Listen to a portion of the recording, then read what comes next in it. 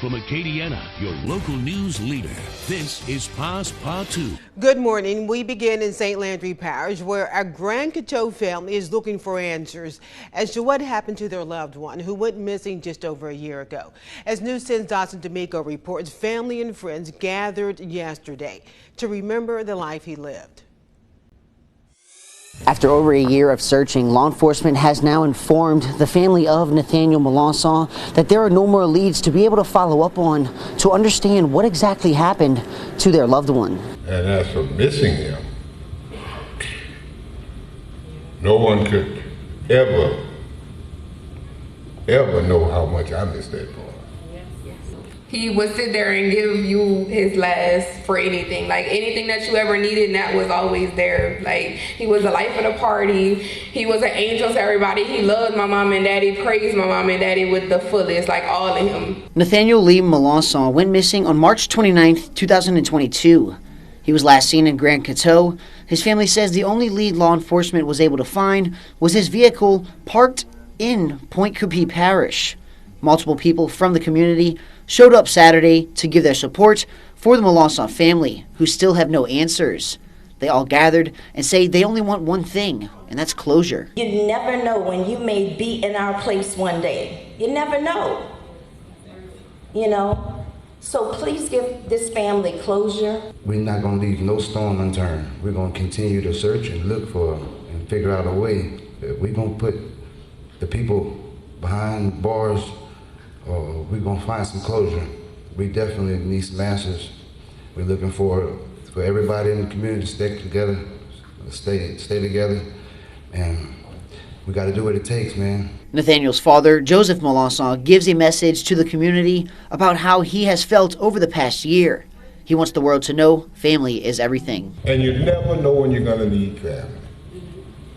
And all I can say is that always know that if anything else is missing from your life, look to who's next to you. And I'm talking about family. If you have any information on the whereabouts of Nathaniel Melanson, please contact law enforcement or Nathaniel's family to bring an end to the mystery of what happened. In Grand Coteau, Dawson D'Amico, KLFY, News 10. Nathaniel was supposed to get married yesterday to his fiancée. In St. Martin Parish, Brobridge police are investigating after shots were fired near Malcolm Martin Street. That was Friday night. Authorities say they do not know if shots were fired in the air or at a certain target. Though no one was actually shot or injured, thankfully 2 people were detained. In Opelousas as we go, the city council met last week to talk changes to the fire department, including an increase in wages for firefighters. As News 10 Zane Hogue tells us, the pay increase is desperately needed.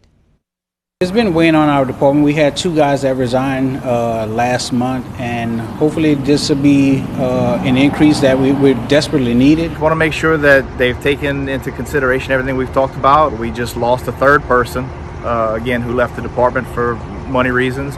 They need to understand that we're losing people, we're not able to rehire people, and they need to be able to do something. The 90-cent pay increase would bring firefighters from $9.50 an hour to $10.40 an hour. Chief Joseph says the increase can help retain some personnel, but still doesn't make the Opelousas Fire Department competitive enough. A step in the right direction, but it's still not making us competitive within the St. Landry Parish and Lafayette Parish.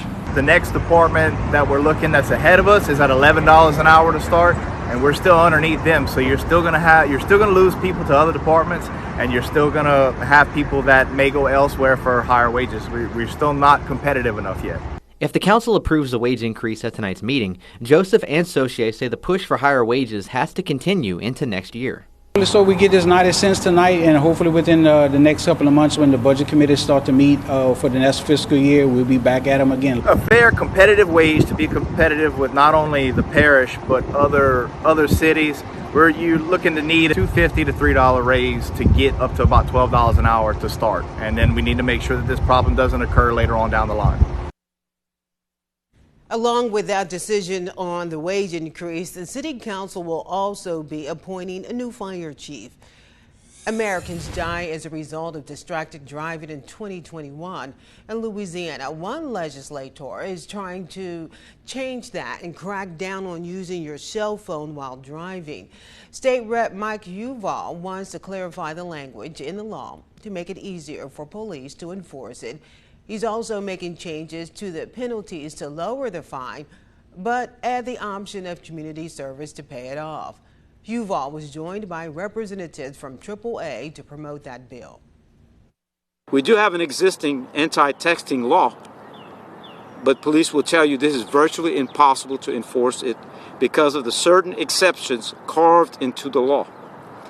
We can do something about it. We have an opportunity to reduce the number of crashes and, most importantly, reduce the number of serious injuries and fatalities. The bill has a component aimed at studying the racial breakdown of who is violating the law, and it provides for training against racial profiling when trying to enforce the law. A former Youngsville City Council member's seat will remain open for now. This after the council voted last week to wait to make a decision on who will replace former Councilwoman Kayla Rio. Rio resigned a little over 2 weeks ago after body cam video showed what happened in the moments after she crashed into a parked vehicle. The video also sparked allegations Rio received special privileges from Youngsville Police Chief Ricky Boudreaux because she was not administered a sobriety test or given a citation. The investigation into Chief Boudreaux's alleged actions is also on pause. The City Council voted to push hiring a law firm to conduct the investigation to May. Here's News 10 for LaFaso with that. Well, I was a little disappointed. I was hoping that position would be filled this evening. With that position being filled this evening, it allows us to have a more collaborative conversation with the full council. After hearing some of their concerns, I do agree with them somewhat that it does deserve more time. Ultimately, the city voted to wait to fill Rayo's seats as they want more time to review all 11 applicants. Lindy Bolciano was the only council member who was ready to decide. I mean, it is what it is. I mean, we're all not going to always agree on the same things. I just felt tonight that there was more than enough qualified candidates and some overqualified candidates that their decision could be made tonight. The council has until April 25th to make the appointment during a special meeting. If they don't choose someone to fill Rayo's position, the governor will appoint a new council member. So I'm confident that the council, we've been here before, so I have no doubt that they'll fulfill their responsibility and do it in time before the governor needs to step in and do that for him. The council also discussed hiring a law firm to begin the investigation into the police chief. The city attorney said he'd like more time to look at potential firms. Meanwhile, the former city attorney again brought up concerns that the city council, which follows the Lawson Act, does not have the authority to begin an investigation. Ultimately, I see this issue as landing before a judge to make a judgment. I believe the sooner that we can get there, the better. I would have preferred that the council direct us this evening to seek a declaratory action and start that process. That doesn't remove their ability to do any type of investigation, but what that declaratory action would do is actually give us a judgment from a judge on whether or not this is within the council's purview to move forward with an investigation. The city attorney will present more law firms at another council meeting. But ultimately, the sooner that we can bring resolution to it, I think is in the best interest to the members of our community that we're fortunate to represent. Now, the council did vote, however, to set a special election in October to permanently replace Rio. Trevor, Sonia, over in the Weather Center, and it's been quite the day for you, Trevor. I guess I can say evening into morning, but yeah, it's been a storm. My body's so confused at this point. I don't know if it's morning, good night. I'm just trucking along looking at radar. But the good news is things have quieted down. Let's take a look at temperatures across the area. 64 in Lafayette, 64 in New Iberia, 63 in Baton Rouge, and temperatures are dropping steadily now behind a front that has moved through. Here's live Doppler 10. All the heavier rainfall is now east of the area, but we were rocking and rolling last night. tonight. Many reports of some large hail near the Youngsville area. I haven't really seen any confirmed pictures of how large that hail was. If I could guesstimate, I'd say probably about nickel to quarter size hail, just based on some of the reports that I'm getting. And also a lot of clouds and ground lightning. It was a lightning show for sure. And also several reports of some strong winds out there. If you have any reports, the sun will be rising here through the next hour or so. Just send in those pictures now that it's stopped raining. Satellite radar shows clouds still hanging on across the area, but these will be moving out later on today, and we'll see mostly sunny skies. Sometimes it's a slow process. We may keep the clouds through about the noon hour, but hopefully we manage to get some sunshine later on today. Temperatures warming up through the 60s and getting into the low to mid 70s. Future track shows mostly sunny skies later on today, and that's why temperatures will be warming up, but a cooler air mass moving in. Highs in the low to mid 70s. That's pretty cool even for this time of year. And then for tomorrow, we're in the upper 70s, getting a little bit warmer, but still sunny skies and some nice weather, and also some cooler mornings ahead. We could be in the upper 50s later on this morning, but we rise into the low to mid 70s for this afternoon. Watch for tonight though, somewhere in the mid to upper 40s. I have a low somewhere around 48 to 49. This model typically has a cold bias. Either way, it will be chilly out there for tonight. We haven't seen temperatures like that in quite some time. And we rise into the upper 70s for tomorrow, but a beautiful stretch of weather through Tuesday. North winds 10 to 20 miles per hour today, and we'll keep the north winds in the forecast tomorrow, but to a lesser extent. North winds tomorrow at about 5 to 10. Here's the upper level situation. We have trough number 1. This gave us the storms last night.